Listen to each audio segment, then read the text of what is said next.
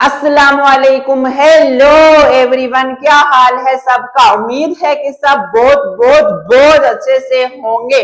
तो आज की वीडियो में हम चैप्टर नंबर 7 की लास्ट एक्सरसाइज 7.5 कंप्लीट सॉल्व करेंगे। इसमें हमें कुछ वर्ड प्रॉब्लम्स दिए हुए हैं, कुछ स्टेटमेंट्स दी हुई हैं। हम उनको पढ़ेंगे, अच्छे से समझेंगे और साथ साथ सॉल्व भी करेंगे। तो चलते हैं क्वेश्चन नंबर 1 पे। क्वेश्चन नंबर 1 है कि the length and width of a rectangular plot are in the ratio 5:2। सबसे पहले रेक्टेंगल कौन सी शेप होती है बच्चों? चैप्टर नंबर 7 में सारी शेप्स बहुत डिटेल में पढ़ी हैं, बहुत अच्छे से बताई हैं। रेक्टेंगल इस तरह की शेप होती है जिसकी ऑपोजिट साइड्स बराबर होती है, ये इसके ये इसके। तो इस तरह का एक प्लॉट उन्होंने कहा हुआ है जी कि रेक्टेंगुलर शेप का एक प्लॉट है जिसकी रेशियो लेंथ एंड विड्थ की रेशियो उन्होंने दी हुई है 5:2। ओके, देन कह रहे हैं कि find the equation of the line. अब देखो ये इन्होंने रेशियो दी हुई है, इससे पहली वो जो चीज पूछ रहे हैं कि भाई इक्वेशन फाइंड करो लाइन की, फिर वो पूछ रहे find length of the plot if it's width is 25 metre. फिर दूसरी चीज उन्होंने पूछी है कि लेंथ फाइंड करो, के लेंथ फाइंड करो जब विड्थ कितनी हो बच्चों 25 मीटर। तो आ जाओ इसका सॉल्यूशन देखते हैं। देखो सबसे पहली चीज जो उन्होंने कहा है कि इक्वेशन फाइंड करो, उसके लिए हम लेट कर लेते हैं। लेट के जो लेंथ है वो बराबर है x के एंड जो विड्थ है वो बराबर है y के। ये चीज हमने सपोज कर ली, लेट कर ली कि लेंथ को x कह देते हैं, विड्थ को y कह देते हैं, कोई मसला तो नहीं है ना। Then according to given condition, एक चीज हमें गिवन है क्या कि लेंथ एंड विड्थ की जो रेशियो है ना, मैं लिख सकता हूं ना x ratio y। Length and width की जो रेशियो है वो है 5:2।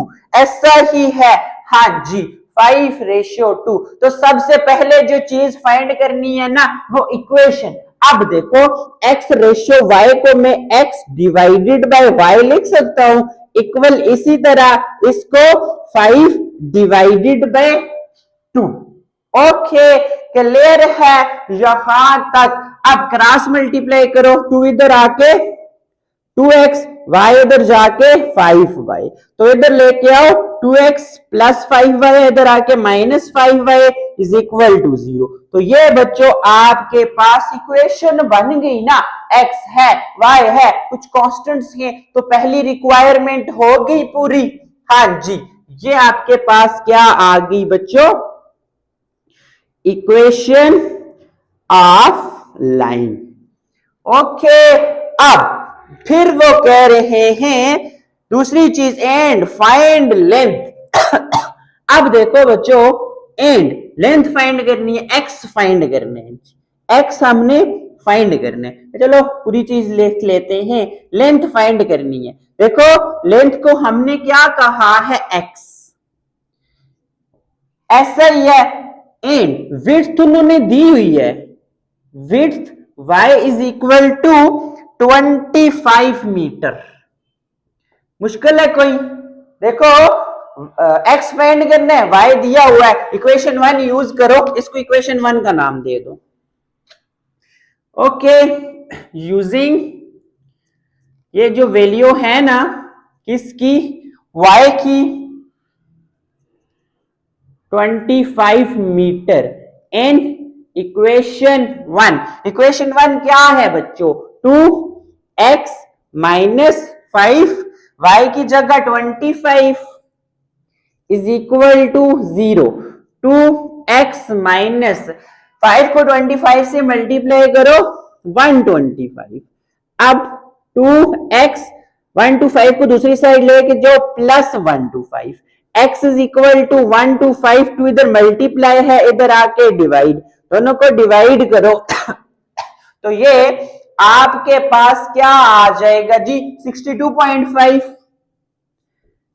अब देखो विड्थ मीटर में है ना, तो ये लेंथ आ गई, इसको भी मीटर में लिख दो। तो ये आपके पास क्वेश्चन नंबर 1 क्या हो गया जी, कंप्लीट हो गया। अब इसी तरह क्वेश्चन नंबर 2 है जी कि Aslam hired a taxi with fix charge of RS 1500 plus RS 900 पर हॉर।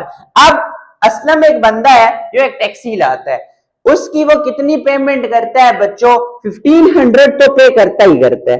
ओके, जब वो बंदे से टैक्सी ले आया ना, शुरू में उसने उसको 1500 दे दिया जी, ये लो भाई, ये जो मैं लेके जा रहा हूं ना गाड़ी टैक्सी, उसका किराया जो मर्जी समझ लो। ओके, अब 1500 तो हो गया, बट इसके साथ अगर वो क्या करता है, टैक्सी 1 घंटा रखेगा ना, उसको 1500 तो उसने दिए ही दिए, बट 1 घंटा रखेगा 900 और पे करने पड़ेंगे। देखो कहा हुआ है ना 900 पर हॉर, हर घंटे के हिसाब से। अब क्या पता वो थोड़ा और दूर निकल जाए, 2 घंटे लगा दे, तो उसे अब 900 के साथ 2 को मल्टीप्लाई करो ना, 1800 देना पड़ेंगे। अब क्या पता आजकल बर्फ है वो फिर चनासी चला जाए तो 8 घंटे लगा के आ जाए, तो 900 के साथ 8 मल्टीप्लाई करो ना, तो उसको 9 into 8 7200 देने पड़ेंगे। ओके, ये तो एक्स्ट्रा है, बट उसने 1500 पहले दिए हुए हैं, ऐसा ही है, उन्होंने यही बात बोली हुई है। आगे ये बात समझ। ओके, फिर कह रहेंगे represent the relation as a linear equation. क्या कह रहेंगे, इक्वेशन बनाओ जी इस रिलेशन की। तो इसका सॉल्यूशन देखते हैं। देखो टोटल कॉस्ट जो आएगी उसको हम लेट कर लेते हैं जी y के बराबर। ओके, देखो हमें तो नहीं पता ना टोटल कॉस्ट कितनी आएगी, 1500 उसने शुरू में दिए प्लस 900 पर हॉर। अगर वो 1 घंटा भी रखेगा ना, 15 प्लस 9 2400। अगर 2 घंटे रखेगा तो इस तरह कीमत बढ़ती जाएगी। ओके, टोटल कॉस्ट को हम y कह देते हैं, फिर नंबर ऑफ हॉर्स को हम x कह देते हैं, number of horse x। Okay, so फिर लिखो according to given condition, given condition क्या है कि टोटल कॉस्ट किसके बराबर होगी बच्चों, 1500 तो फिक्स है भाई, ये तो उसने देने ही देने हैं। इसने वो जिससे टैक्सी लाई थी ना, उसको शुरू में दे गया है भाई कि मैं टैक्सी लेके जा रहा हूं। ओके, बट प्लस क्या, प्लस 900 पर हॉर, हर घंटे के हिसाब से नंबर ऑफ हॉर्स को x कह दिया, तो मैं इसको 900x लिख सकता हूं ना। अब 1 घंटा यूज करेगा तो x की वैल्यू 1 पुट कर दो, 2 घंटे x की वैल्यू 2, 3 घंटे x की वैल्यू 3, तो ये इक्वेशन बन गई। ओके, अगर मैं इसको ऐसे लिख दूं 900x प्लस 1500, इसको इक्वेशन 1 का नाम दे। ओके, आगे बात समझ। यहां तक सबसे पहली चीज तो उन्होंने भैया यही पूछी थी कि क्या करो, इक्वेशन बनाओ, लीनियर इक्वेशन, लीनियर ही है ना, वेरिएबल की पावर 1 ही है। फिर पार्ट 2 में वो पूछ रहा है कि what will be the cost of taxi after 3 horse. Okay, what will be the cost of taxi after 3 horse, 3 घंटे बाद बताओ भाई कितनी कीमत होगी। अब 3 घंटे के लिए कोई आसपास ही गया होगा वो बंदा, तो फिर हम बताते हैं कि इस भाई को, कौन से भाई हैं, असलम भाई हैं, असलम भाई को कितनी पेमेंट करनी पड़ेगी कि अगर वो 3 घंटे टैक्सी पास रखते हैं। देखो वाई हमें फाइंड करना पड़ेगा, एक्स क्या होगा 3, ऐसे ही है ना, एक्स को नंबर ऑफ हॉर्स का हुआ है, नंबर ऑफ हॉर्स 3, तो क्या होगा बच्चों, इक्वेशन 1 यूज करेंगे, y इज इक्वल टू 900 के साथ 3 मल्टीप्लाई प्लस 1500, तो y is equal to 2700 plus 1500, तो y टोटल कॉस्ट RS 4200 के 3 घंटे भी रखेगा ना, उसको 4200 पेमेंट करनी पड़ेगी, ऐसा ही है। तो चले नेक्स्ट, क्या तीसरा पार्ट है जी कि what is the slope of equation in this case, what is the slope of equation, ये जो इक्वेशन है ना इसकी स्लोप क्या होगी इस केस। अब देखो ऐसी आपने फॉर्म पढ़ी हुई है ना, slope intercept form y is equal to mx plus c, तो आप लिख सकते हो एज जर्नल फॉर्म ही है स्ट्रेट लाइन की, इज क्या है बच्चों, y is equal to mx plus c, इसको इक्वेशन 2 का नाम दो। अब देखो मैंने ये इक्वेशन क्यों यूज की, एक तो मुझे यहां से स्लोप बतानी है इस इक्वेशन की, तो इस तरह की कौन सी इक्वेशन हमने पढ़ी हुई है जिसमें स्लोप यूज हो रही हो, तो हमने तो बेसिकली बहुत सारी इक्वेशंस पढ़ी है, बट कोई ऐसी इक्वेशन जो इस तरह की हो, सेम हो ना, ताकि कंपेयर करके एकदम से स्लोप बता दे, तो वो है y is equal to mx plus c। अब कंपेयर करो इक्वेशन 1 और 2 को,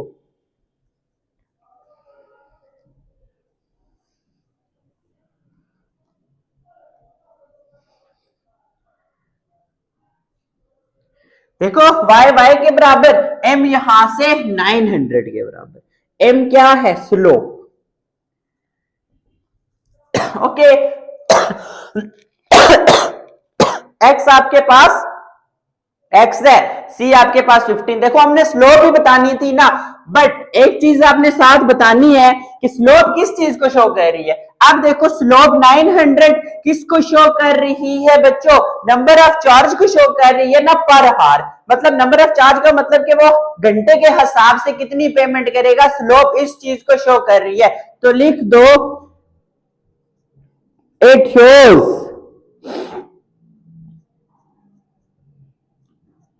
कॉस्ट पर हार। ओके क्लियर है यहां तक। अब इसी तरह क्वेश्चन नंबर 3 है जी के असलम सोल्ड बनाना एट RS 200 पर डोजन, मतलब एक बंदा है असलम जो क्या कर रहा है, बनाना केले सेल कर रहा है, किस तरह जी 200 के वो दर्जन दे रहा है।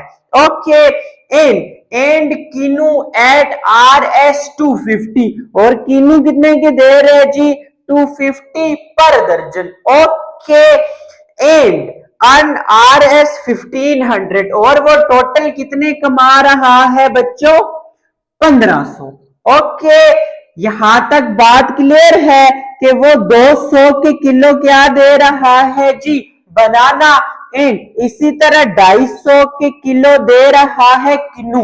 ओके अब वो जो टोटल अर्निंग कर रहा है वो है 1500, हमें नहीं पता वो कितने किलो बनाना बेचता है या कितने किलो कीनू बेचता है, बट इन्होंने उसकी टोटल अर्निंग बताई हुई है कि 1500 अर्न कर रहा है।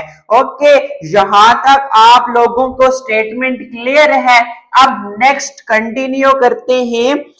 Right an equation in standard form that describes the situation, क्या कह रहे हैं, इक्वेशन लिखो स्टैंडर्ड फॉर्म में जो इस सिचुएशन को क्या करे, डिस्क्राइब करे। सबसे पहले तो आप लोगों को पता है ना कि हमें नहीं पता कि कितने किलो कीनू है या कितने किलो केले बेच रहा है वो, तो उस चीज को हम लेट कर लेते हैं, late number of dozens of बनाना, मैं नहीं पता ना कितने किलो बेच रहा है, इसको हम x कह देते हैं। फिर let number of dozens of kinnow, हमें नहीं पता कितने हैं, तो हम इसको लेट कर लेते हैं y। ओके नाउ अब जो बुक में चीज गिवन है वो लिखते हैं। अकॉर्डिंग टू गिवन कंडीशन या गिवन सिचुएशन, जो मर्जी कह लो, हमें गिवन है कि वो 200 दर्जन दे रहा है केले, ऐसा ही है 200x। अब अगर वो 1 किलो बेचेगा तो हम x की जगह 1 पुट कर देंगे, 2 किलो बेचेगा तो x की जगह 2 पुट कर देंगे। आगे बात समझ के मैंने 200x क्यों लिखा, हाँ जी। फिर 250 किलो बेच रहा है किनू, 250y कर देते हैं। y का क्या मतलब है कि अगर 1 किलो किनू बेचेगा तो y की वैल्यू 1, 2 किलो बेचेगा y की वैल्यू 2, या 3 किलो बेचेगा y की वैल्यू 3। अब ये कुछ बेच के हमें नहीं पता कितने किलो आपके पास वो बनानास बेच रहा है या कितने किलो किनू बेच रहा है, बट वो जो टोटल अर्निंग कर रहा है वो 1500 है। ये आपके पास इक्वेशन बन गई जो उन्होंने बोली हुई है। आगे बात समझ, जहां तक 200 के हिसाब से बेच रहे x number of banana, number of dozen of banana, plus 250 के हिसाब से बेच रहे किनू, ओके, तो 7 y लिख दिया, फिर टोटल अर्निंग कर रहे हैं 1500। यहां तक क्लियर है बात, ओके। तो जरा इसको थोड़ा सा और सॉल्व कर लेते हैं। अगर मैं देखूं कुछ कॉमन आ रहा है यहां से, देखो यहाँ पे 2 जीरो है, यहाँ पे 1 जीरो है, यहाँ पे 2 जीरो है, 1 जीरो कॉमन है तीनों में, ओके, मतलब 1 जीरो में कॉमन ले सकता हूं, ओके, 1 जीरो कॉमन आ गया। बाकी 20 देखो, 20 किसके टेबल में, 2 के टेबल में आ रहा है, 25 नहीं आ रहा, सो 2 के टेबल में नहीं आ सकता। 3 के टेबल में 20 नहीं आ रहा, 4 के टेबल में 20 तो आ रहा है, 25 नहीं आ रहा, ऐसा ही है। बट 4 के टेबल में 20 भी आता है, सॉरी 5 के टेबल में 20 भी आता है, 25 भी आता है। यहाँ पे 1 जीरो तो कॉमन गया ना, 150 बचा, 150 भी 5 के टेबल में आता है। सो 5 और 1 जीरो कॉमन है, यहां से हम 50 कॉमन ले सकते हैं, ओके। कॉमन लेने का मतलब डिवाइडिंग बाय 50 कर दो, ओके। 50 को मैं डिवाइड कर रहा हूं बोथ साइड, तो 200 divided by 50x plus 250 divided by 50y is equal to 1500 divided by 50। आगे बात समझ, 1 0 खत्म, 5 1 टाइम्स 5 ऊपर बच्चा 20, 5 4 टाइम्स 20 आ गया 4x, प्लस 1 0 खत्म, 5 1 टाइम्स 5 5 5 टाइम्स 25, 5 डिवाइडेड बाय 1 है, 1 को बेशक ना लिखें, इज इक्वल टू 1 0 खत्म, 5 1 टाइम्स 5 ऊपर 150 बचा, 5 30 टाइम्स 150, इधर बच गया 30। इसको नाम दो इक्वेशन नंबर 1 का, ओके। क्लियर है, कुछ कॉमन शॉमन आ रहा था, हमने ले लिया, कैंसिल कर लिया। तो ये क्या होगी बच्चों, पहली कंडीशन जो उन्होंने मांगी हुई थी, पूछी हुई थी, वो हमने क्लियर कर ली, ओके। फिर आ जाओ इसके पार्ट नंबर 1 पे, जिसमें फरमा रहे हैं जी कि if he sold 5 dozen of banana, कह रहे हैं number of dozen of banana दे दिए। अब उन्होंने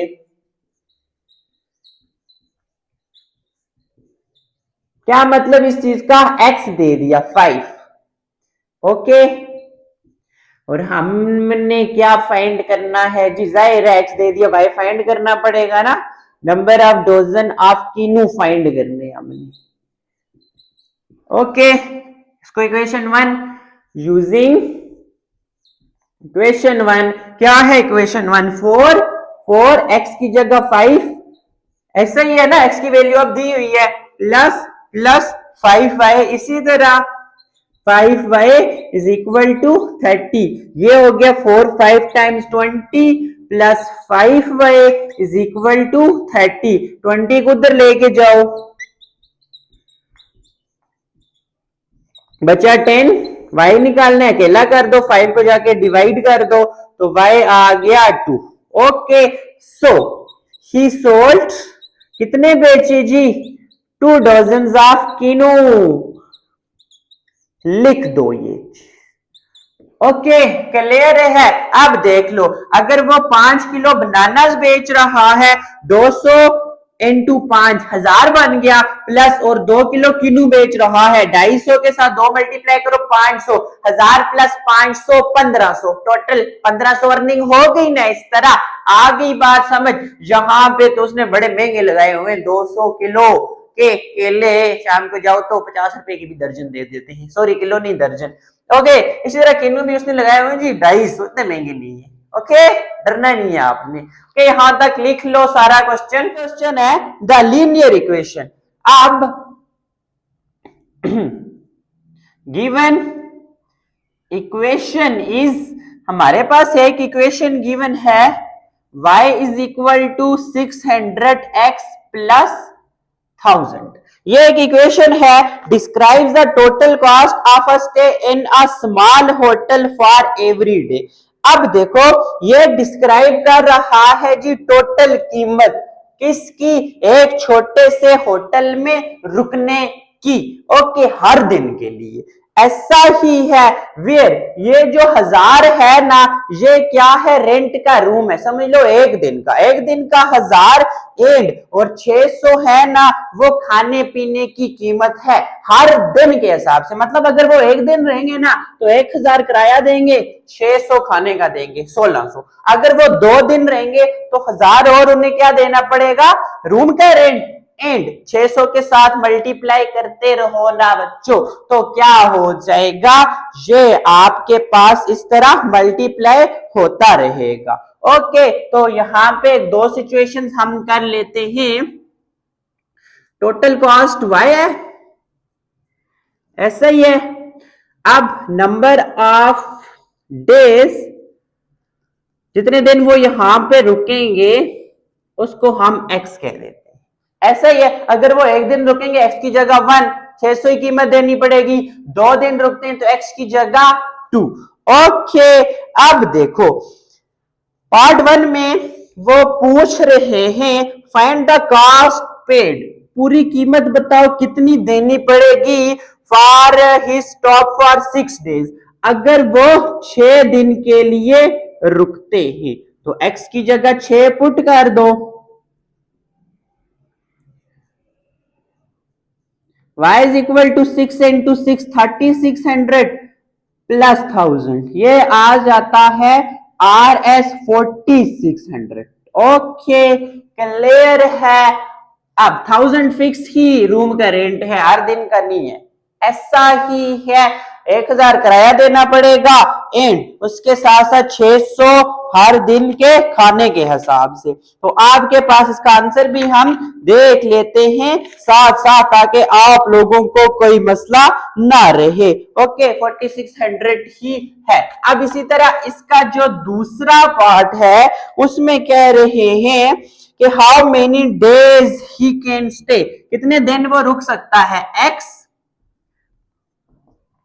अगर वो टोटल कितने पैसे हैं उसके पास जी 7000, तो y की वैल्यू पुट कर दो, y 7000, x क्या है 600x प्लस 1000, 1000 को इधर ले आओ माइनस हो जाएगा, is equal to this one 6000, x निकालना है, इधर लाके डिवाइड हो जाएगा, 2020 तुम 61610, तो 10 दिन वो रुक सकता है अगर उसके पास क्या है बच्चों 7000 रुपीज है। ओके, क्लियर है। एक बार फिर मैं रिपीट करता हूं कि ये जो इक्वेशन है ये शो कर रही है किसको, y टोटल कॉस्ट को, x नंबर ऑफ डेज जितने दिन वो रुकेंगे। ओके, रूम का जो रेंट है वो 1000 फिक्स है, 2 दिन रहते हैं, 3 दिन रहते हैं, 4 दिन रहते हैं, वो चेंज नहीं हो रहा। देखो कहीं भी चेंज हुआ है नहीं ना, वो फिक्स है। बट 600x हर दिन का खाने को उन्हें 600 देना है। अगर एक दिन रुकेंगे x की जगह 1, अगर 2 दिन रुकेंगे x की जगह 2, अगर 3 दिन रुकेंगे x की जगह 3। तो पहली चीज जिन्होंने पूछी हुई है बताओ कि अगर हम 6 दिन रुकते हैं तो कितने पैसे देने पड़ेंगे, 4600। फिर दूसरे पार्ट में कह रहे हैं कि अगर उनके पास 7000 रुपीज है तो बताओ कितने दिन रुक सकते हैं, 10 दिन रुक सकते हैं। ओके, क्लियर है यहां तक। Question number 4।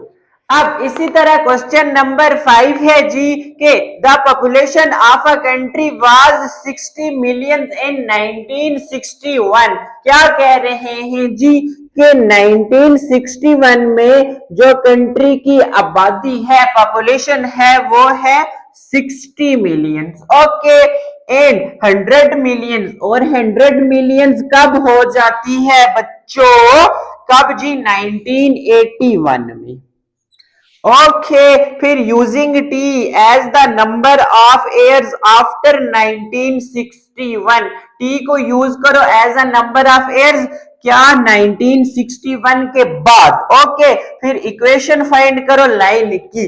अब देखो, इक्वेशन ऑफ लाइन तक फाइंड करते हैं, फिर नेक्स्ट कंटिन्यू करेंगे। ओके, अब यहां तक समझना बात। देखो, जैसे हमें 2 पॉइंट्स गिवन होते थे ना, x1 y1 x2 y2, तो हम स्लोप फाइंड करते थे। जब स्लोप फाइंड कर लेते थे तो फिर हम कोई भी फॉर्म यूज कर सकते, पॉइंट स्लोप फॉर्म भी यूज कर सकते, y minus y1 is equal to m into x minus x1। Okay, या दूसरी form y is equal to mx plus c भी यूज कर सकते हैं। ऐसा ही है। अब ये चीज मैं आपको यहां पे क्यों बता रहा हूं? देखो, मुझे यहां पे फाइंड करनी है इक्वेशन, ऐसा ही है। अब देखो, कुछ 2 पॉइंट्स की तरह ये दिया हुआ है ना, अगर मेरे पास 2 पॉइंट्स होंगे तो मैं स्लोप निकाल लूंगा। ओके, जब 2 पॉइंट्स होंगे तो इक्वेशन भी इजीली हम निकाल लेंगे, क्योंकि उन्होंने कहा हुआ है find equation of line. Okay, line की बात हो रही है। ओके, क्लियर है। अब देखो, एक चीज मेरे पास होती है x, एक होती है y, ये होता है ना y minus y1 is equal to m into x minus x1, ऐसा ही है। अब एक चीज मुझे y चाहिए, सॉरी y तो है, y1 चाहिए या x1 चाहिए।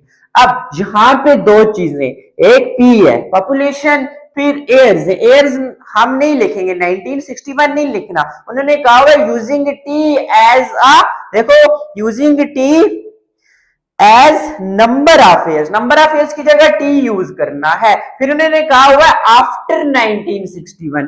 अब देखो, 1961 नहीं यूज करना, तो 1961 के टाइम टी क्या होगा? 0 होगा ना, क्योंकि उन्होंने कहा हुआ 1961 के बाद टी कंसीडर करना है। तो 1981 में से 1961 निकालो, यहां पे बचता है 20, तो इधर टी 20 है, इधर टी 0 है, इधर पी आपके पास 60 है, बट इधर p 100 ही होगा। इस बात की समझ आई है? कैसे?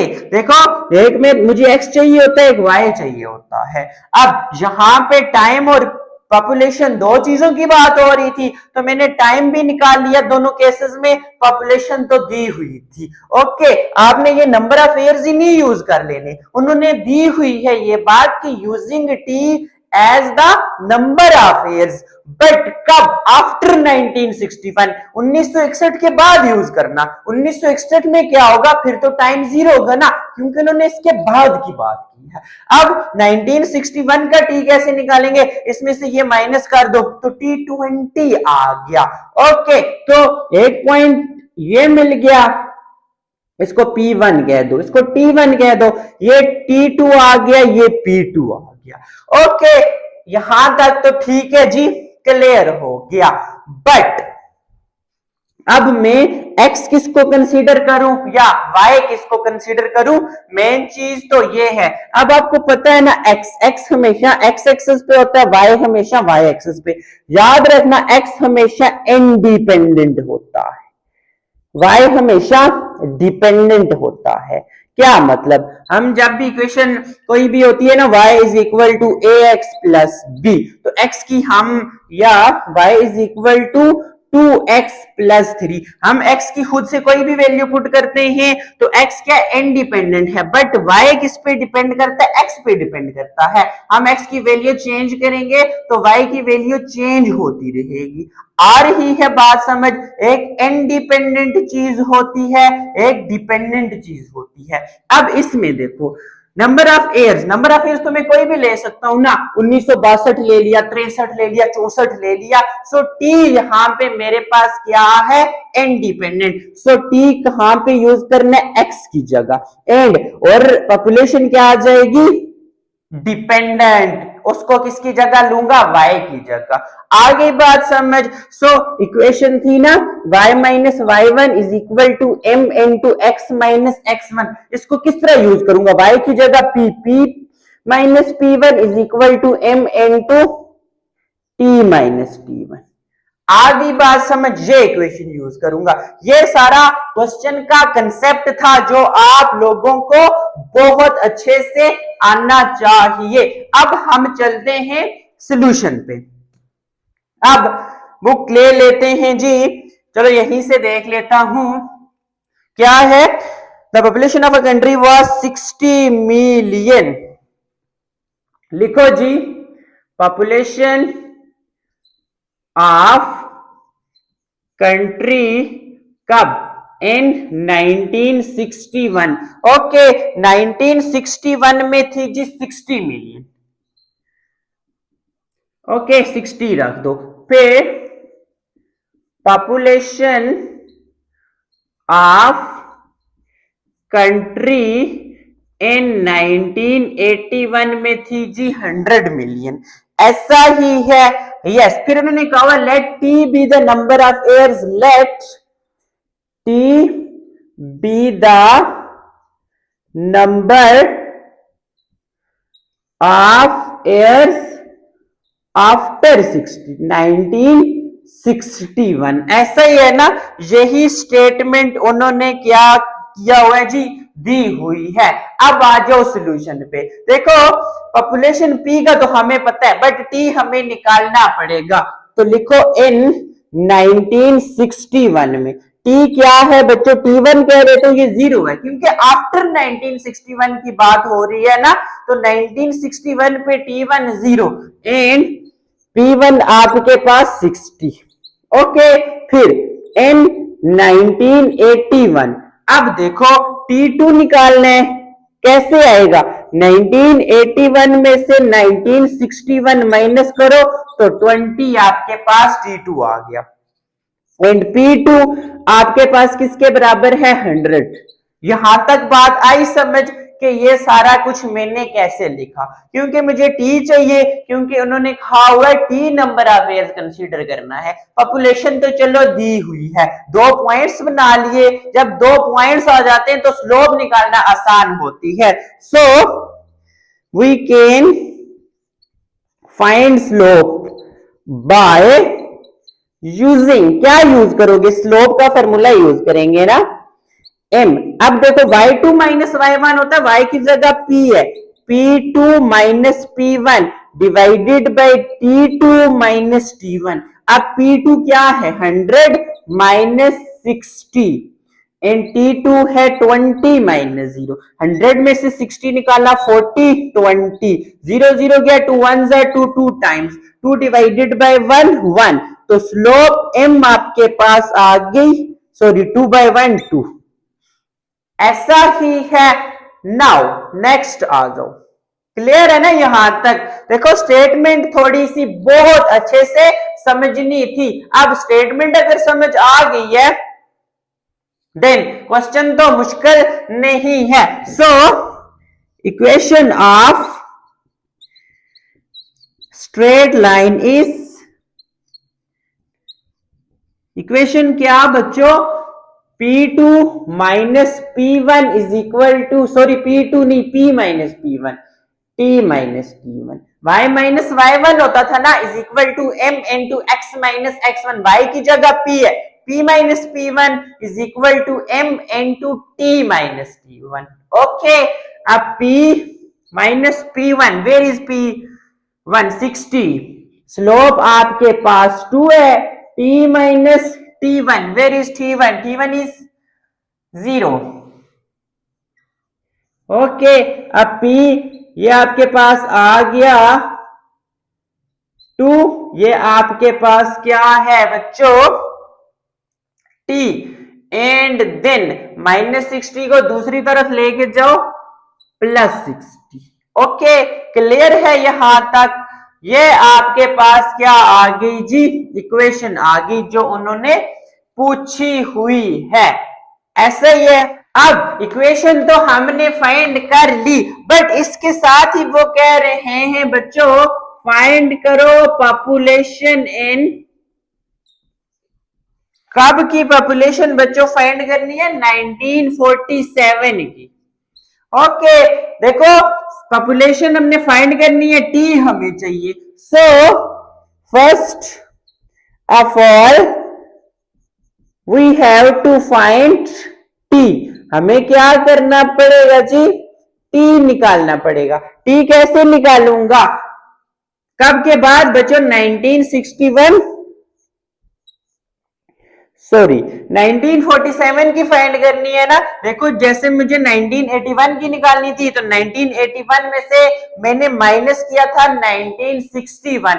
अब मुझे चाहिए जी 1947 में, तो 1947 में से पहले माइनस करो 1961 को, ये आ गया -14। अब यूज करो using t is equal to -14 in equation 1। Okay, अब p is equal to 2 into -14 plus 60। p is equal to -28 plus 60। ये आपके पास आता है 32। पॉपुलेशन किस में है? मिलियंस में है ना, ये आ गई। फिर वो कह रहे हैं 2020 में फाइंड करो। ओके, ये लिख लो, फिर मैं इसी को चेंज कर लेता हूं क्योंकि मुझे 2020 में पॉपुलेशन निकालनी है।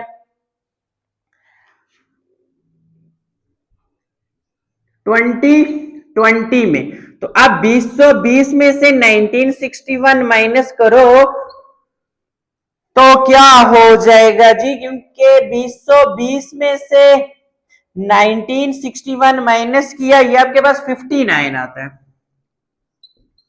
अब 59 को यूज करो तो P इज इक्वल टू, ये आ जाता है 118 प्लस 60, तो which is equal to 78 million. जब 2020 में कितनी पॉपुलेशन होगी उस हिसाब से 78 मिलियन। ओके, आ गई समझ इस क्वेश्चन की। बट बुक में आपका आंसर यहां पे ये नहीं है, इसकी जगह आपके पास 1961 ही है, क्योंकि उन्होंने टी को 1961 और 1981 ही के साथ सॉल्व किया हुआ है। जहां तक लिख लो, मैं वो भी समझा देता हूं, मुश्किल नहीं है वो भी। ओके, क्लियर है यहां तक? उन्होंने सिर्फ ये काम किया है ना, ये चीज लिख लो, फिर उस तरह भी लिख लेना जैसे आपको आसान लगे, वो काम कर लेना। उन्होंने ये T be the number of year after 61 ये काम नहीं किया। ओके, अब देखो दो चीजें ना, T1 इन्होंने 1961 को कहा हुआ है, फिर P1 60, T2 आपके पास 1981 एंड P2 100। और वही बात है, देखो टाइम क्या इंडिपेंडेंट है, इसीलिए इसको T कहा। X कह दो कोई मसला नहीं है, चलो X कह देते हैं, X1 X2। ओके, क्योंकि बुक में आंसर भी आपका x में ही है। ये अब देखो x1 है, p1 है, x2 है, p2 है, तो आप स्लोप इजीली फाइंड कर लोगे। ये 100 माइनस 60, ये 1981 माइनस 1961, तो ये 20 आता है, तो ये स्लोप आपके पास 2 ही आएगी। ओके, तो अब यहाँ पे t2 माइनस t1 की जगह x2 minus x minus x1, तो x माइनस x1 में x1 आपके पास 1961 है, तो बुक में आपका ये आंसर है। P इज इक्वल टू 60 इधर आ गया प्लस 2x माइनस 1961। ओके, फिर आप पॉपुलेशन बेशक ऐसे फाइंड कर सकते हो। देखो आपको 2020 वाली चाहिए ना, 2020 में चाहिए आफ्टर 1961, तो 1961 को इसमें से माइनस करो, देन आप जहां पे x की जगह पुट कर दो, क्योंकि अब हमने t की जगह x यूज किया, तो आपके पास पॉपुलेशन 78 मिलियन की मिलेगी। पहले केस में 32 मिलियन थी, वही मिलेगी। आपको जैसे इजी लगता है आप वैसे सॉल्व करो। ओके, बट आप लोगों को हर एक चीज का कंसेप्ट बहुत अच्छे से होना चाहिए। ओके, तो यहां तक नोट कर लें आप। अब इसी तरह क्वेश्चन नंबर 6 है जी हमारे पास, the average entry test score of medical students was 490 है। एवरेज स्कोर कब जी? 2000 में। ओके, फिर कह रहे हैं 450 है कब? 2004 में। अब देखो फिर 2 पॉइंट्स गिवन है, जब 2 पॉइंट्स गिवन हो तो हम क्या फाइंड कर सकते हैं? इक्वेशन फाइंड कर सकते हैं। नेक्स्ट उन्होंने बोला ये है कि assuming that the relationship between time and score is linear. Time and score के दरमियान लीनियर रिलेशनशिप है। मतलब लीनियर का मतलब कि अगर 490 है 2000 में कितना इंक्रीज हुए जी? 490 से 450, देखो मतलब 40 पीछे चले गए। 2004, अब 2008 में 40 और कम हो जाएंगे। लीनियर का मतलब जितने नंबर ऑफ ईयर्स ज्यादा होंगे उतने ही नंबर ऑफ स्टूडेंट्स इसी तरह कम। देखो पहले 2000 में 490, 2004 में 450, 2008 में इतने ही कम। ओके, 2012 में उतने ही कम। ये लीनियर रिलेशनशिप होता है। लीनियर का मतलब होता है एक के बढ़ने से दूसरी चीज भी बढ़ना। ओके, क्लियर है ये बात। देन उसके बाद जो बोला हुआ है नेक्स्ट उसके बाद देखेंगे। ओके, सिंपल के 2 पॉइंट्स गिवन है तो क्या होगा? जब 2 पॉइंट्स गिवन हो तो हम स्लोप फाइंड करते हैं। लेट नंबर ऑफ स्कोर्स, कौन कौन सी चीजें गिवन हैं जी आपके पास? Average score of medical student, average score given है and number of years. Average score, average scores given है, एक्स कह देता हूं, नंबर ऑफ ईयर्स को वाई कह देता हूं। क्यों मैंने एक्स एंड वाई का? नंबर ऑफ ईयर्स, देखो नंबर ऑफ ईयर्स, हम नंबर ऑफ ईयर्स को तो ले सकते हैं ना, जैसे आपके पास आ जाता है x axis and y axis. X पे हमेशा इंडिपेंडेंट चीज होती है। ओके, तो नंबर ऑफ ईयर्स आपके पास यहां पे क्या है जी? इंडिपेंडेंट है। ऐसे ही है, इंडिपेंडेंट है। नंबर ऑफ ईयर्स को तो हम इजीली कर सकते हैं। तो नंबर ऑफ ईयर्स आपके पास एक्स होंगे और ये आपके पास नंबर ऑफ स्कोर्स वाई होंगे। ओके, क्योंकि नंबर ऑफ स्कोर्स तो डिपेंड कर रहे हैं ना ईयर्स पे। ऐसा ही है। ओके, क्लियर है ये बात यहां तक। सो गिवन दैट, देखो हमें क्या चीज गिवन है कि बुक हम क्या करते हैं जी? उठा लेते हैं। 400 एवरेज स्टूडेंट्स क्या थे? 490 थे कब? x1 y1। अब x देखो मैंने किसको कहा हुआ है? नंबर ऑफ ईयर्स को। तो नंबर ऑफ ईयर्स का मतलब है कि 2000 में जो नंबर ऑफ एवरेज स्टूडेंट्स थे, सॉरी एवरेज स्टूडेंट्स के नंबर ऑफ स्टूडेंट्स का जो एवरेज स्कोर था y1 आपके पास है 490। इसी तरह x2 y2, x कहा हुआ है नंबर ऑफ ईयर्स को। तो 2004 में जो एवरेज स्कोर था बच्चों का वो था 450, सॉरी कामा। ओके, क्लियर है। तो यहां से आपको कुछ वैल्यूज मिली। x1 2000 y1 490, x2 2004, y2 450। जब ये चीज हो तो फाइंड कर सकते हैं slope. We know that m is equal to y2 minus y1 by x2 minus x1। Okay, y2 क्या है? 450, y1 है 490, x2 है 2004, x1 है 2000। 450 में से 490 गया, ये तो -40 आ जाता है। 2004 में से 2000 गया 4 1 टाइम्स 4 10 टाइम्स, तो स्लोप आपके पास आ गई 10। सो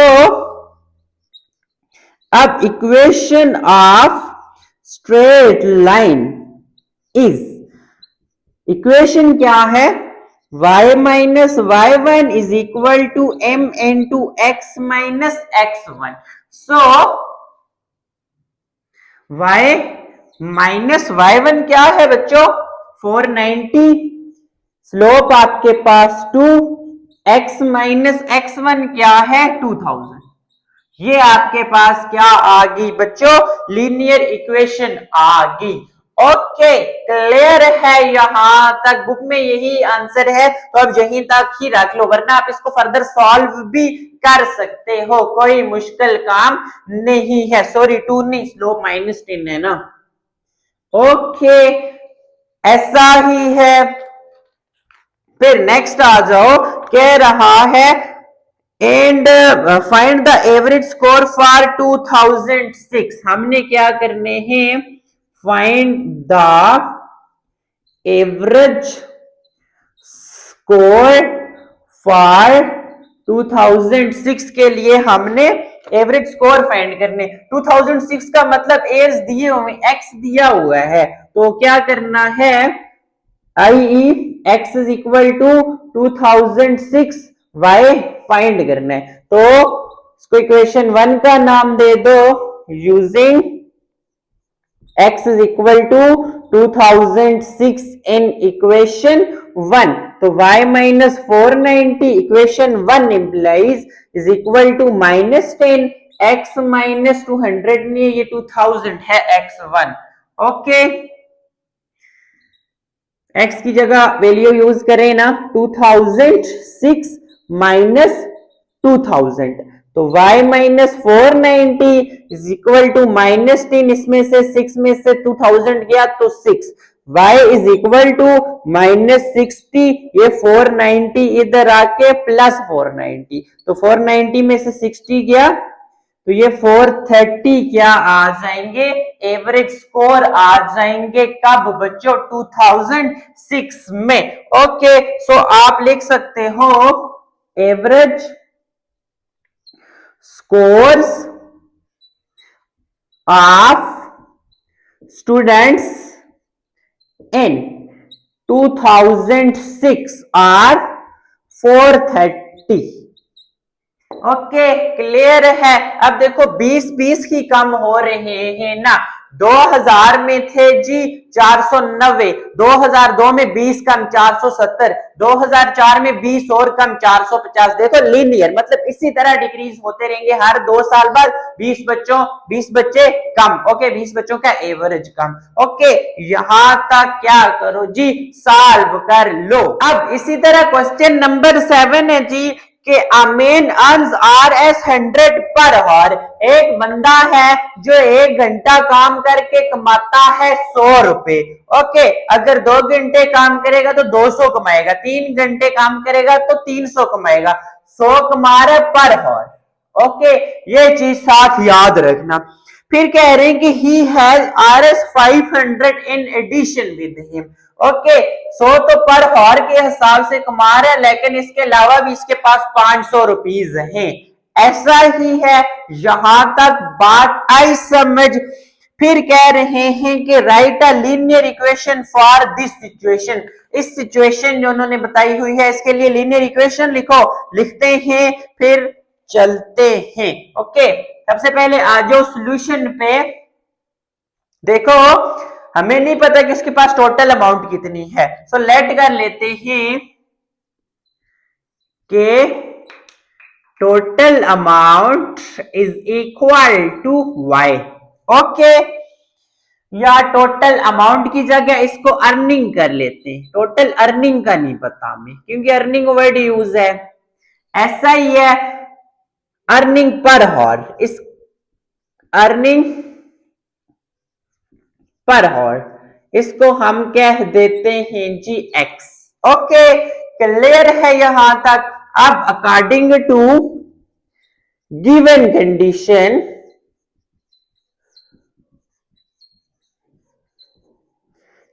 कंडीशन ये है कि वो 100 कमाता है अगर वो 1 घंटा काम करे। 100 पर हार का मतलब है 100x मैंने इसीलिए लिखा, अगर वो 1 घंटा काम करता है x की जगह 1 पुट करो। ओके अर्निंग पर हार ही को तो x से डिनोट किया हुआ है x। अगर वो 2 घंटे काम कर रहा है x की जगह 2 पुट कर दो, अगर 3 घंटे काम कर रहा है x की जगह 3 पुट कर दो, plus 500। Okay, total amount y ऐसा ही है। ये आ गई इक्वेशन नंबर 1। ओके, अब देखो अगर वो 1 घंटा काम करेगा, मैं x की जगह 1 पुट करूंगा, 100 इंटू 1 100 ही होगा, प्लस 500, तो टोटल अर्निंग उसके पास हो जाएगी 600। अगर वो 2 घंटे काम करेगा तो 2 पुट करो, 100 इंटू 2 200, प्लस 500 तो 700 उसके पास क्या हो जाएगी बच्चों, अर्निंग हो जाएगी। ओके, अर्निंग ना लिखो, सॉरी, यहाँ पे आप नंबर ऑफ आवर्स लिखो, कितने घंटे काम करेगा। ओके, अर्निंग तो हमें पता चल जाएगी ना, अर्निंग का तो हमें पता है, अर्निंग पर हार मतलब शो कर रहा है, अर्निंग पर हार। तो यहाँ पे नंबर ऑफ आवर्स लिखते हैं, नंबर ऑफ आवर्स के कितने घंटे काम करेगा उतना। अगर वो 2 घंटे काम करेगा तो x की जगह 2, अगर 3 घंटे काम करेगा तो x की जगह 3। ओके, नेक्स्ट क्या पूछा हुआ है जी, ये आपके पास इसका पार्ट 1 ही है। ओके, उठा लेते हैं book. And how much he will get after working for 8 hours? After working for 8 hours, 8 hours का क्या मतलब है बच्चों, x8। Okay, how much he will get, इसका क्या मतलब है, टोटल अमाउंट निकालो, y निकालो। So equation 1, y is equal to 100, 8 घंटे काम कर रहा, 8 पुट कर दो, 500 उसके पास ये, 8 इंटू 1 800 प्लस डबल 0, तो y इज इक्वल टू 8 घंटे काम करके वो 1300 कमा लेगा। ऐसा ही है। ओके, क्लियर है ना यहां तक सब कुछ। अब आ जाओ नेक्स्ट, फिर वो फरमा रहे हैं इसके पार्ट 2 में कि what does the slope show in this case. Okay, कि इस केस में स्लोप क्या चीज शो कर रही है। स्लोप का फार्मूला में कोई यूज करना पड़ेगा। इस तरह की कौन सी इक्वेशन होती है, y is equal to x आ रहा हो, एज इक्वेशन है हमारे पास straight line is y is equal to m x plus c, इसको नाम दे दो 2 का। कंपेयर करो, 1 की तरह ही दिख रही है ना,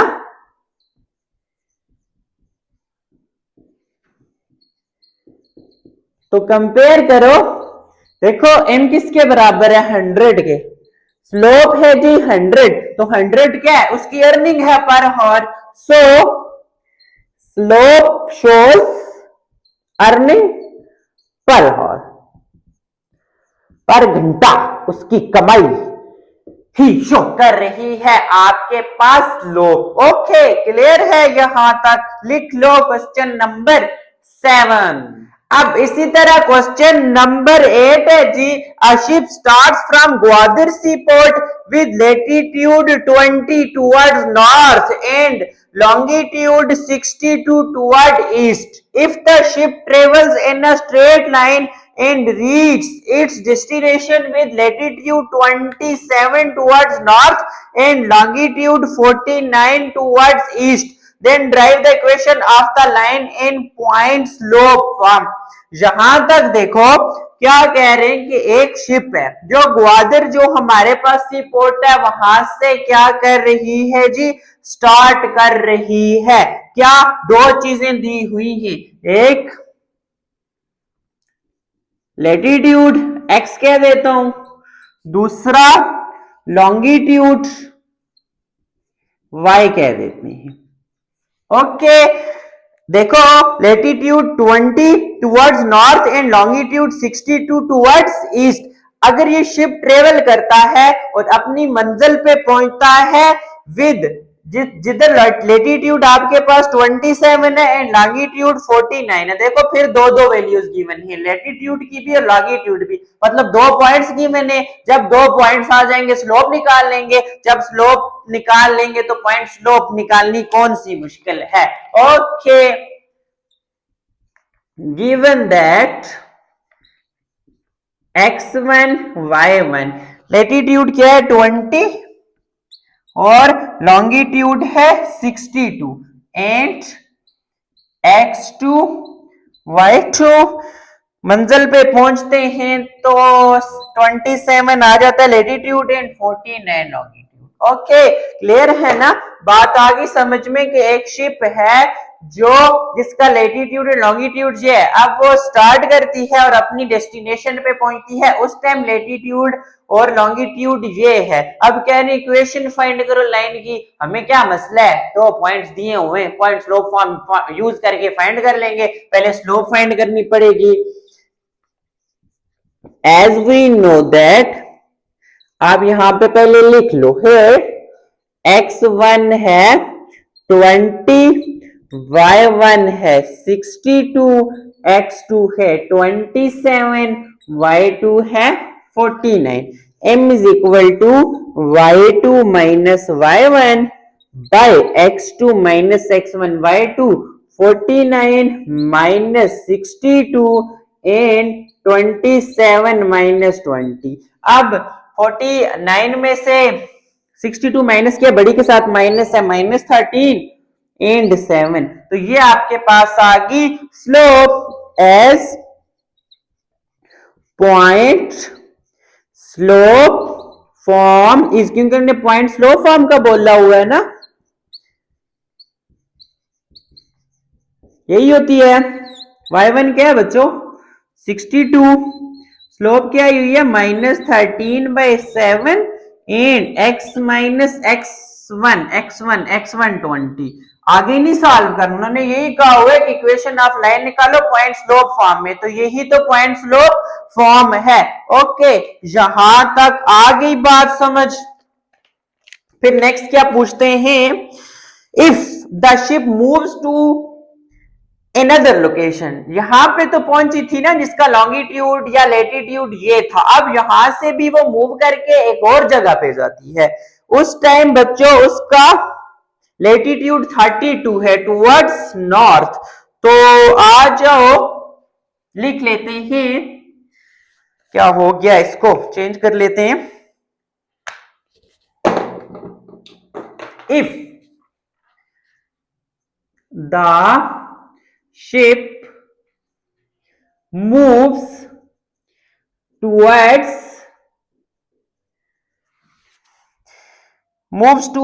नहीं टू another, एक और जगह पे जाता है, to another location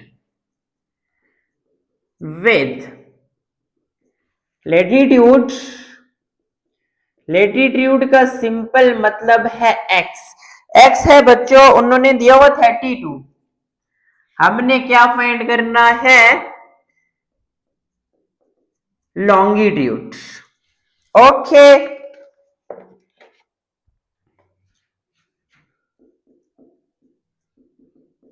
which is y। so equation 1 नाम दे दो इसको, becomes y minus y find करना है ना, minus 62 is equal to minus 13/7, x की जगह वैल्यू यूज कर दो 32 माइनस 20, ऐसा ही है। हाँ, आगे बात समझ, आप लिख भी सकते हो यहाँ पे using x is equal to 32 and equation 1, तो y माइनस 62 माइनस 13 के साथ आप 13/7, 32 में से 20 को निकालो 12, y minus 62 is equal to 12 को 13 के साथ मल्टीप्लाई करो तो ये आ जाता है जी माइनस, तो है 156 डिवाइडेड बाय 7, ये इसके साथ ही मल्टीप्लाई होगा ना, इसके साथ ना मल्टीप्लाई करते रहना, इसके डिनोमिनेटर में कुछ भी नहीं है, 1 तो है, माइनस 156/7, ये माइनस इधर आके plus 62, y is equal to 7 लूंगा एलसीएम, ये माइनस 156 प्लस, इसका आपको पता है ना जब दो टर्म्स प्लस हो रही हो तो एलसीएम लेना पड़े, जिसका डिनोमिनेटर है वो लिखो, उसका नोमिनेटर इसी तरह, जिसका डिनोमिनेटर है प्लस, जिसका डिनोमिनेटर नहीं है उसके साथ ये जो एलसीएम लिया उसको मल्टीप्लाई करो, 7 को मल्टीप्लाई करो किसके साथ 62 के साथ 434, तो आपके पास y क्या आता है, 434 में से 156 किया माइनस, ये आ जाता है 278/7। अब अगेन इसको सॉल्व करो, ये आता है 39.7, विच इज अप्रोक्सीमेटली, इसको हम 50 लिख सकते हैं। ओके, क्लियर है यहां तक आप लोगों को? आंसर देख लेता हूं, 40 ही आ रहा होगा। तो फिर हम चलते हैं जी अपने नेक्स्ट क्वेश्चन पे। यस, यही आ रहा है। सो आप लिख सकते हो लाइन कि अगर शिप मूव्स करता है कि अनदर लोकेशन पे विद लैटिट्यूड एक्स है, सो उसका जो लॉन्गिट्यूड बनेगा वो 40 डिग्री बनेगा। ओके ना, क्लियर है क्वेश्चन नंबर 8 यहां तक सारी बातें? तो चलो चलते हैं चैप्टर नंबर 7 के इस एक्सरसाइज के ही आखिरी क्वेश्चन पे, क्वेश्चन नंबर 9 पे। आ जाओ जी क्वेश्चन नंबर 9, आखिरी क्वेश्चन पे। क्वेश्चन नंबर 9 में कह रहे हैं कि Pakistani cricket team scores 75 runs in 15 hours and 180 scores in 30 hours. 30 hours में किधर 180 बनते हैं, इनसे 120-30 ही होते हैं। है, छोड़ो, क्वेश्चन सॉल्व करते हैं। क्या देखो यहां पे क्या दिया हुआ है कि 75 वो रन्स बना रहे हैं 15 आवर्स में, फिर कह रहे हैं कि 180 रन्स बना रहे हैं 30 आवर्स में। अब देखो चार चीजें दी हुई है, मतलब 2 पॉइंट्स बन सकते हैं। जब 2 पॉइंट्स बनेंगे तो हम स्लोप निकाल लेंगे। फिर पार्ट 1 में कह रहे हैं कि right in equation for time situation, तो इक्वेशन ही बनानी है। जब हमारे पास स्लोप आएगी तो हम इक्वेशन बना लेंगे ना। तो चलो जी चलते हैं। अब बात यह है कि मैं स्कोर्स किसको कहूंगा एंड आवर किसको कहूंगा। अब देखो डिपेंडेंट एंड इंडिपेंडेंट, देखो आवर्स तो डिपेंडेंट नहीं है ना, इंडिपेंडेंट है, ऐसा ही है। बट रन्स डिपेंड कर रहे हैं आवर्स पे। 2 आवर्स कितने रन्स, ऐसा ही है। 3 आवर्स कितने रन्स, तो वो डिपेंडेंट है। सो जो हमारे पास ओवर्स डिपेंडेंट नहीं है, तो नंबर ऑफ ओवर्स को कह दो x, फिर नंबर ऑफ स्कोर्स को कह दो y। Here given that, given है x1 y1। x1 का मतलब है ओवर्स, 15 ओवर में 75 स्कोर,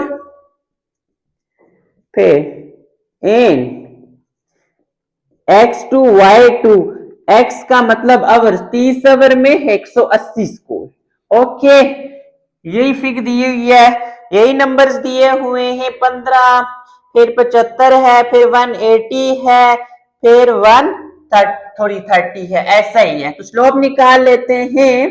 फिर x1 15, y1 75, x2 30, y2 180। So as we know that, जैसा कि हम जानते हैं m बराबर होता है y2 minus y1 by x2 minus x1। y2 मतलब 180 माइनस 75 इन 30 माइनस 15। 180 में से 75 105, ये आता है 15, ये आई थिंक 7 आ रहा है। स्लोप हमारे पास 7। ओके, देख भी लेते हैं। 105 पे 15 को डिवाइड करो, 7 ही आता है। फिर पार्ट 1 देखते हैं। पार्ट 1 में ही वो कह रहे हैं राइट एन इक्वेशन, इक्वेशन लिखनी है। अब एस लिख दो, पॉइंट स्लोप फॉर्म इज क्या होती है, y minus y1 is equal to m into x minus x1। y minus y1 75, slope है 7, x माइनस x1 है 15। ओके, यहीं तक बुक में आंसर है तो यहीं तक रख लो, वरना हम सॉल्व भी कर लेते, कोई मसला नहीं है। ओके, इसका पार्ट 2 आ जाओ। पार्ट 2 में कह रहे हैं what does the slope mean. लिख लेता हूं व्हाट, किसी और पेन के साथ लिख लेते हैं, what does the slope mean in this case. Gradient word भी यूज किया हुआ है, ग्रेडियंट और स्लोप एक ही बात होती है अगर आप लोगों को पता हो तो। इस तरह की फॉर्म में अगर हम देखें तो स्लोप इंटरसेप्ट वाली फॉर्म लिखूं या इसको जरा सॉल्व कर लेते हैं। y minus 75 is equal to 7 into x minus क्या हो जाएगा बच्चों 15। y minus 75 7x minus 105, y minus 75 को इधर ले आओ 7x माइनस 105 ये प्लस दिस वन, तो y is equal to 7x minus 30। अब देखो इस तरह की कौन सी फॉर्म होती है कंपेयरिंग, इसको इक्वेशन का नाम दे दो, इक्वेशन 1 का इसको दो मेन इक्वेशन, इसको इक्वेशन 2 का, इसको कंपेयर करो जनरल फॉर्म ऑफ स्लोप के साथ mx प्लस सी होता है ना। अब देखो m किसके बराबर है, स्लोप 7 के। ओके एक बात बताओ m के साथ क्या x, x किसको शो करता है बच्चों, x किसको शो करता है, नंबर ऑफ आवर्स को। सो नंबर ऑफ आवर्स का क्या मतलब है here slope shows run rate को शो करता है इन आवर्स। ओके आवर्स है ना, तो आवर्स में क्या होते हैं, रन ही होते हैं ना, तो बच्चों रन रेट को ही क्या करेगा, शो करेगा। ओके क्लियर है। आप अगर इस तरह नहीं सॉल्व करना चाहते हैं ना, इसको डायरेक्ट कंपेयर कर दें, y minus y1 is equal to m into x minus x1। m देखो स्लोप 7 x के साथ मल्टीप्लाई होकर 7x x आवर्स है, तो आवर्स में रन ही होते हैं ना, तो स्लोप किसको शो करेगी, रन रेट इन आवर या पर आवर लिख लो, रन पर आवर या run rate per hour. Okay इस तरह भी कर सकते हो डायरेक्ट, और इस तरह सॉल्व करके इसके साथ भी कर सकते हो। ओके जितने भी मेथड्स हैं जिस तरह भी सॉल्व होता है सारी चीजें बता दी हैं मैंने। फिर क्वेश्चन इसका पार्ट 3 है, इसमें पूछ रहा है what does the y intercept mean in terms off score. y intercept का क्या मतलब है, मैंने क्वेश्चन लिख लेना, मैं सॉल्यूशन नहीं लिख रहा हूं। मैंने कहा था ना जब भी बात हो y इंटरसेप्ट की तो x को 0 के बराबर पुट कर दो, इक्वेशन 2 में ही पुट कर देता हूं, y is equal to 7 0 minus 30, 0 minus 30 तो माइनस 30 ही होता है, इसमें भी पुट करो माइनस 30 आएगा, एक ही बात है। ओके क्लियर है यहां तक बात आप लोगों को। बट यहां पे y क्या आया है, माइनस 30 के बराबर आया है, तो y बेसिकली किसको शो करते हैं बच्चों, स्कोर्स को। अब देखो x क्या है, 0 है, मतलब 0 ओवर में स्कोर माइनस 30, ऐसा हो सकता है, ऐसा तो हो ही नहीं सकता, ऐसा ही है ना, मतलब x 0 है, ओवर्स 0 है, तो स्कोर माइनस 30, क्रिकेट में ऐसा हो सकता है। आप लिख सकते हो here y intercept shows scores at 0 overs, ऐसा ही है ना, x 0 है। अब देखो here y is equal to minus 30 which has no physical meaning। क्यों, कभी क्रिकेट में ऐसा हुआ है कि माइनस 30 से काम शुरू हुआ हो, नहीं ना, बिकॉज हमारे पास क्या होते हैं, स्कोर्स आर 0 एंड 0 आवर्स, 0 ही से काम स्टार्ट होता है ना, ऐसा तो कभी भी नहीं हुआ। लड़के तो मैच देखते होंगे, खेलते होंगे, लड़की भी देखती होंगी, इतनी ही नकम्मी तो नहीं है ना कि उन्हें ये भी नहीं पता कि माइनस 30 स्कोर्स भी होते हैं, ऐसा ही है। आगे यहां तक बात समझ। फिर एक और पार्ट भी है इसका, पार्ट नंबर 4 में क्या कह रहे हैं के what will be the predicted score after 45 hours. X हमारे पास क्या है, आफ्टर 45 आवर्स, मतलब एक्स 45, क्योंकि आवर्स को क्या हुआ है 45 का हुआ है ना, प्रिडिक्टेड स्कोर बताने हैं, वाई बताना है, प्रिडिक्टेड स्कोर वाई। तो इक्वेशन 1 यूज कर लो, using x is equal to 45 in equation 1।